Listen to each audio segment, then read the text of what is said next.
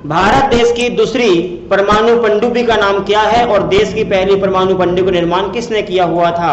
2024 में डीआरडीओ के द्वारा परमाणु पनडुब्बी का निर्माण किया हुआ है। तो दूसरे नंबर की परमाणु पनडुब्बी निर्माण हुई है, इसका नाम क्या है? और भारत देश में और भी अलग अलग प्रकार की मिसाइलें हैं, जैसे आप बताएंगे क्रूज मिसाइल किसे कहते हैं, बैलिस्टिक मिसाइल क्या है, टॉर्पीडो किसे कहते हैं, अस्त्र और शस्त्र किसे कहते हैं, इस प्रकार क्वेश्चन बनते हैं। अब सुनो फटाफट कि मिसाइल की बात आई है तो भारत देश में रक्षा स्थापित करने के लिए, रक्षा संबंधी सामग्री निर्माण करने के लिए इंडिया का एक संगठन है, उसका नाम जानते हैं। यहां पर ये मध्य प्रदेश है, यहां पर दिल्ली, और दिल्ली में आप जानते हैं डीआरडीओ की स्थापना हुई है 1958 में। भारत देश का एकमात्र संगठन है जो सबसे बड़ा संगठन है, सुरक्षा व्यवस्था बनाए रखने के लिए सामग्री का निर्माण करता है, जैसे गोला बारूद बम भंडार फैक्ट्री का निर्माण करने का काम करता है, अस्त्र शस्त्र क्रूज वगैरह जो बनाता है, या फिर टारपीडो का निर्माण करता है। जितने प्रकार की सुरक्षा व्यवस्था बनाए रखने वाली सामग्री है उनका निर्माण करने का काम जो करता है वो डीआरडीओ करता है।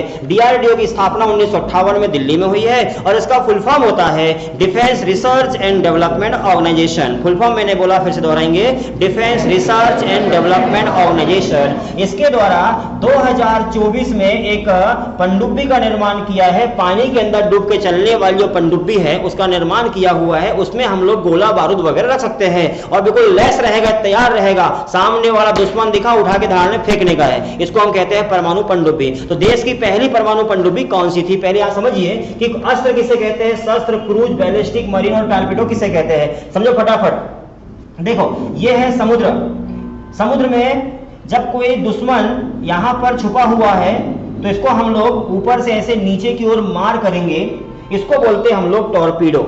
समुद्र के सतह में नीचे, ऊपर से नीचे की ओर मार करने वाले को टॉर्पीडो कहते हैं। और सुना, क्रूज की हम बात करते हैं, यदि हम, जैसे हम बताओ, आप लोग बताओ मुझे कि पास में कोई वस्तु है, 10 मीटर दूर पे कोई वस्तु है और पत्थर से फेंक के मारना है, तो ऐसे सीधे फेंकते हैं, कैसे ऊपर फेंकते हैं? सीधे, पास में है तो सीधे, है ना, जैसे यहां से मेरे को मारना है तो उठा के सीधे ऐसे फेंक के मार दूंगा मैं, सीधी आएगी वस्तु। और जब कोई पास में दुश्मन खड़ा है उसको मारना है तो पास में मार करने के लिए सीधी मार करते हैं, उसको हम कहते हैं क्रूज। क्रूज का मतलब होता है सीधे मार करने वाला, ठीक है ना। कोई दुश्मन यहां बैठा हुआ है, सीधे मार कर रहे तो क्रूज से। लेकिन आपको यहां भारत देश में बैठे बैठे और उड़ाना है पाकिस्तान में कोई वस्तु को, दूर फेंकना है। जैसे देखो पत्थर आप दूर फेंक के मारते हैं तो कैसे फेंकते हैं? ऐसे ऊपर फेंकते हैं कि सीधे फेंकते हैं? आपको यदि 200 मीटर दूर पत्थर फेंकना है, वैसे फेंक नहीं पाओगे आप, मान लो ट्राई करना है, तो सीधे फेंकोगे तो यहीं गिर जाएगा दन्ने करके, और दूर फेंकोगे तो उसके लिए ऐसे ऊपर फेंकना पड़ता है। तो यहां पर वस्तु है और मार करना है यहां पर, तो सीधे मार करने की बजाय हम इस प्रकार से ऐसे मार करते हैं, इसको बोल देते हैं हम लोग बैलिस्टिक मिसाइल। बैलिस्टिक मतलब दूर मार करने वाली, पैराबोला आकार में मार करने वाली को बैलिस्टिक मिसाइल कहते हैं। और ये जो बैलिस्टिक मिसाइल होती है, ये यदि एक देश से मारेंगे तो नेशनल बैलिस्टिक हो गई, लेकिन हम यदि विदेश से मारते हैं, यदि महाद्वीप के अंदर मारते हैं, तो एक महाद्वीप के अंदर, यानी continental, inter continental ballistic missile, inter continental, एक महाद्वीप के अंदर, है ना, या फिर दूसरे महाद्वीप में मारना है तो कॉन्टिनेंटल बैलिस्टिक मिसाइल, ये नाम होता है continental ballistic missile, inter continental ballistic missile. समझ में आ गया? दूर मार करने वाली। मरीन मतलब होता है पानी के अंदर चलने वाली, ये पनडुब्बी हिंदी बोलते हैं इसको, पनडुब्बी।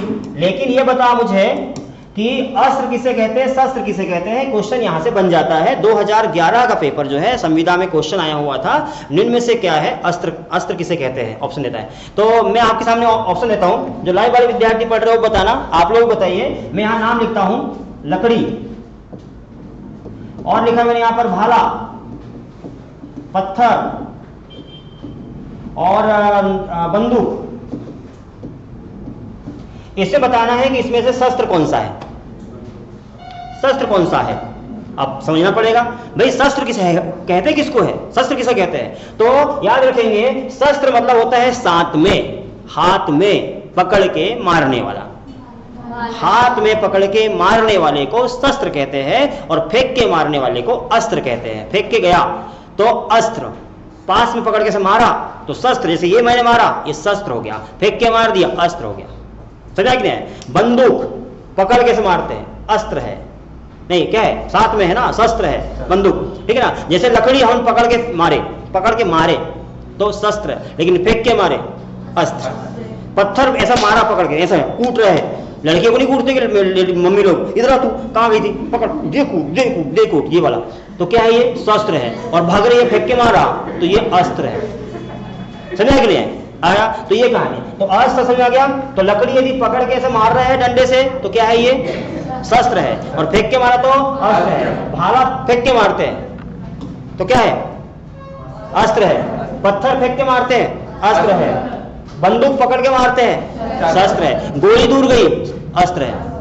समझा क्या, ये कहानी है। तो यहां तक क्लियर हो गया। अब सुनो, 2024 में डीआरडीओ ने पहली बार, ध्यान रखना, देश की सबसे पहली परमाणु पनडुब्बी का नाम क्या था, तो उसका नाम था INS, देश की पहली है INS अरिहंत परमाणु पनडुब्बी का नाम है। क्वेश्चन यहां से बनेगा, देश की पहली परमाणु पनडुब्बी का नाम क्या है, सब रहेगा उसमें। उस जो पनडुब्बी है ना, डूबने पानी चलने वाली, उसमें सब कुछ रहेगा, गोला बारूद सब कुछ रहेगा, पूरा जितने हथियार अस्त्र शस्त्र भंडार सब रहेगा उसमें। कोई इधर बाजू में आया कि पाकिस्तान मारने के लिए उठा के दलाने करके फेंक के मार दिया, ऐसा वाला। वो देश का पहला बना के रखा है इंडियन सुरक्षा के लिए, जल सेना के लिए, और वो है देश का पहला अरिहंत। लेकिन 2024 में एक और बना लिया है सेकंड नंबर का। उस पनडुब्बी का नाम जो दिया हुआ है उसका नाम है इंडियन नेवल शिप अरिघाट।